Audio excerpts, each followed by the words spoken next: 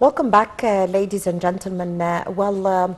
Today we're shedding light on President Abdel Fattah al-Sisi's visit to India and his participation as the chief guest in the Republic Day of India. And we have just seen, as we were broadcasting live coverage from India, the celebrations and the ceremony celebrating the Republican Day of India, which marks the start of the constitution in India in the year 1950, and it marks the 74th anniversary of the Republic Day.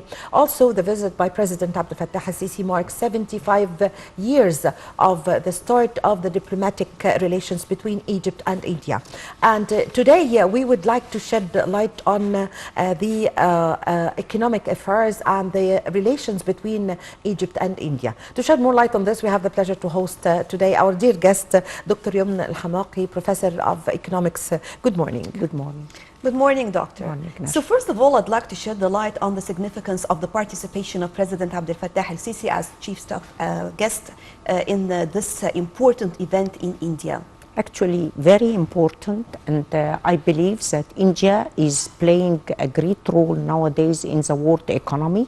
If we revise, indicators regarding the situation and the impact of COVID and then the Russian-Ukrainian war, we can see that India is doing quite well in the world economy. If we notice GDP growth and the booming of information technology in India, I believe that India nowadays can be a very important partner on the international level, not only on all other levels. And from here it comes that India is going to be replaced in the world economy in a very good position in the coming period. Besides that, India is having very good, potentialities for economic growth, and we had before a very important relation as Egypt with India starting from 1950. Our relations nowadays more than 75 years in which it's not only from economic side, economic and political, we are sharing, some cultural, aspects. So we are quite, India is quite a very important potential partner to enhance our relations on all levels. And since President al-Sisi has been invited as a very honored guest to attend such a very important occasion, I believe that it has its meaning that India is considering Egypt as a very important partner in which we are trying to enhance our relations, because when we revise the economic relations with India, we can see that from trade perspective we have a trade of approximately $7 billion, and something very important to be noticed here. If we compare our relation with China and India, we can see that our balance of trade is completely in deficit situation with China. We are importing with more than $11 billion from China and exporting only $1 billion. But in India, we have more balanced trade relations, as the $7 billion is divided approximately as export and import between India and Egypt. This is telling a lot of meaning for us, which means that Egypt has a potential for exportation towards India.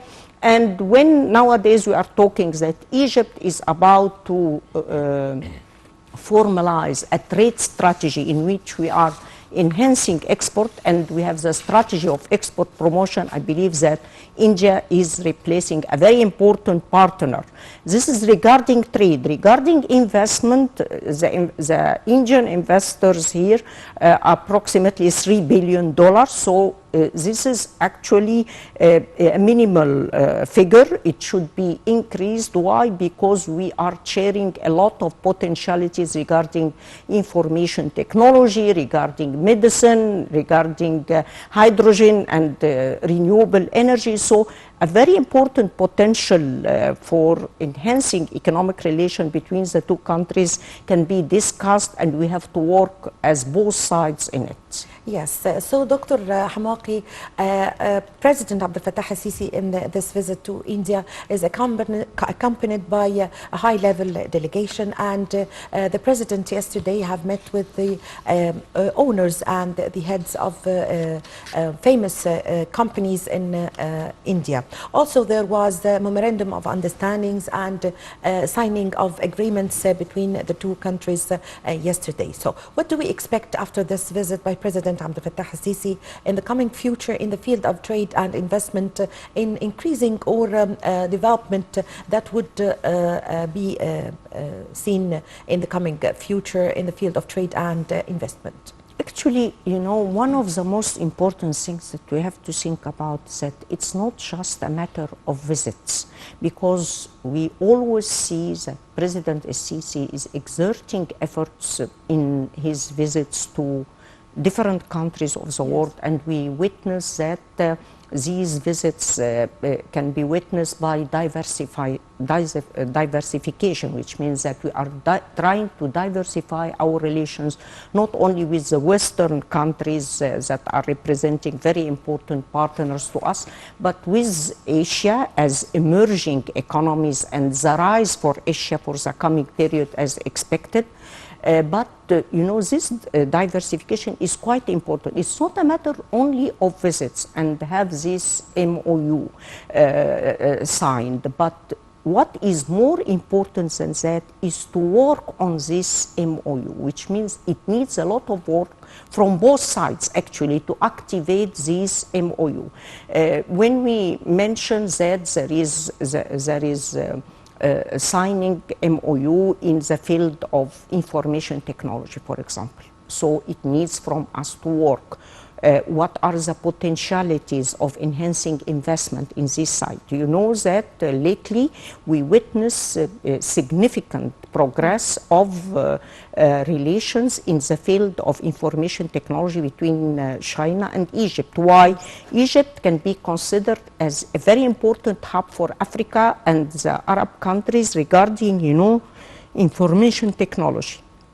We are quite wealthy with youth that can be presenting very important human resources in the field of information technology.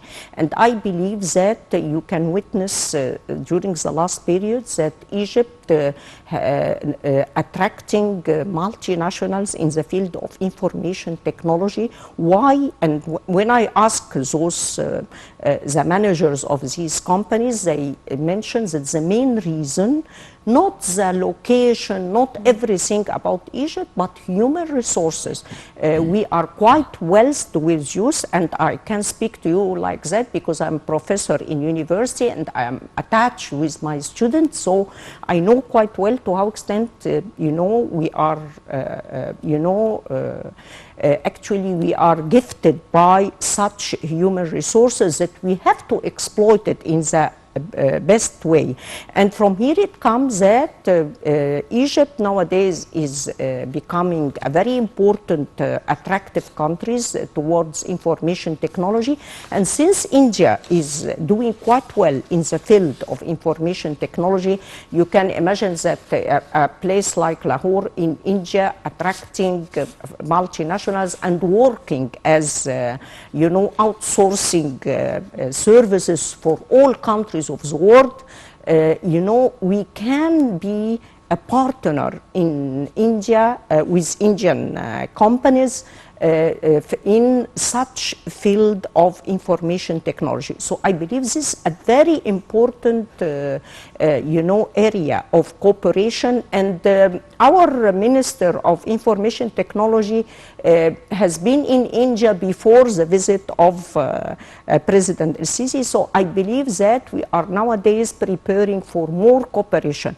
But what we need to do, not only signing a memorandum of investment, of understanding, but moving towards coordinating efforts, specifying the obstacles that can prevent us from enhancing our relations regarding attracting investment, designing projects in which we can be partners as Egyptian and Indian in servicing such very important field of information technology to the world, and this will be quite beneficial for both countries. So we need a lot of work to be done in order to activate this agreement. So developing industries, developing local industries in particular, and as you mentioned, of course, after the visit of President Abdel Fattah al-Sisi to India, now we start to find this role, we have to start our role, as you always say, the homework. Each one will have something just to do in this respect. So I'm talking about the potentialities between both countries and also the medium-sized entrepreneurs as well, because this is something of great importance when it comes to the small and medium enterprises in this respect, especially between India and Egypt. You know, Nashwa, the Indian model of development is unique compared to other models of development. When we studied the model of India and compare it with other models of development, you can notice that India has followed the model of self-dependency, which means that developing its own technology, not referring too much to multinational corporations as a model, the Chinese model. The Chinese model referred to large extent to multinationals to transfer technology. But for the Indian model, they started slowly, and they started by import substitution to close their economy and to build themselves and to build human resources. And for India, human resources is a cornerstone for its development.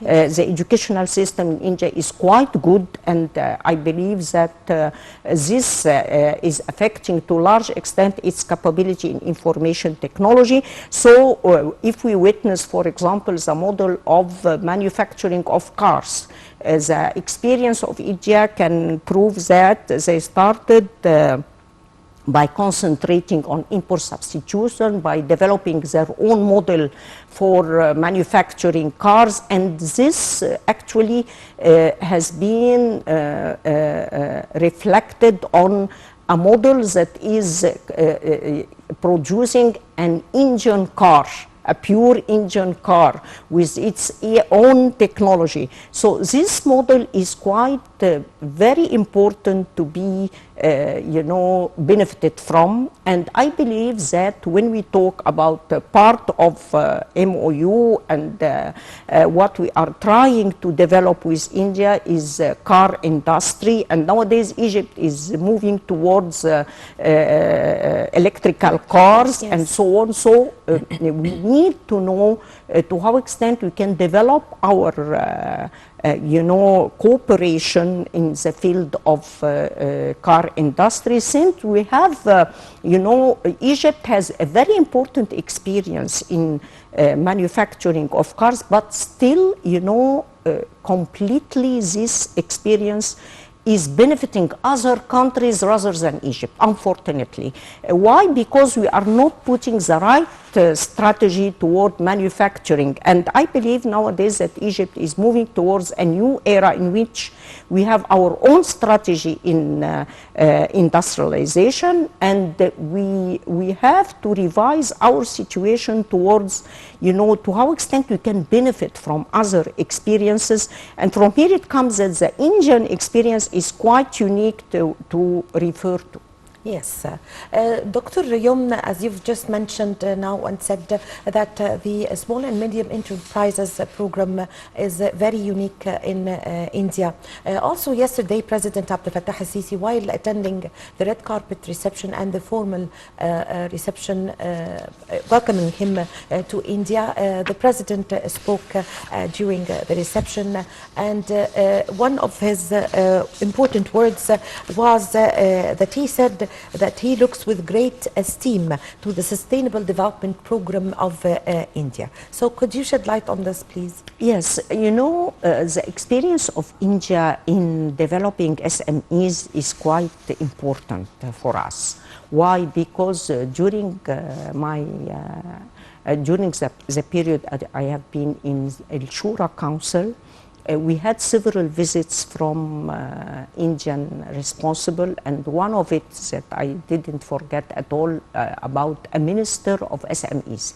India has a minister for SMEs, and she is quite active in this period, and we talked a lot about her experience. And what attracted me to a large extent during this period, that she mentioned that she is going by herself in everywhere to follow the performance of SMEs in her country, despite you know that the country is quite wide and she has to exert very good efforts. But other things that is quite important about the experience of SMEs, that the banking sector in India is obliged to lend SMEs by a percentage of 30%. You know, what's the meaning of obligation? Yes. It means that if the bank, when followed up, is not going to lend this percentage, he is obliged to put the amount of money for private company to use this investment for the benefit of small business. Imagine, can you understand to how extent yes. India is giving momentum to SMEs? And starting by the financial support of SMEs. And you know, I supervised a PhD thesis in which my student, you know, by comparing the Indian and the Egyptian experience, you know, I was actually astonished to know this by following to how extent, you know, there is some kind of political commitment by Indian towards small business. And you yes. can imagine the importance of that, because, you know, for such a populated country, you cannot achieve economic development by large companies only. And another fact that is quite important is that India is suffering from inequality of income distribution. In India, you can see very rich people and very poor people, and the gap is quite wide. So by strengthening the role of SMEs, this is the only way in order to make a better distribution of income. Yes. So the experience of India in SMEs is quite a rich and very powerful experience in which Egypt can benefit, and we can here, besides not only by benefiting from the lesson, but we can share these activities yes. and experience by interacting our small business with small business in India, so that they can cooperate specifically in the field of information technology, because you can do projects online. You know, in the field of information technology, you can outsource other countries abroad, in Western countries, by developing small companies, sharing Indian and Egyptian entrepreneurs. So it could be, we can have a very large potentialities to do that. So this is a very actually promising field that we can build on.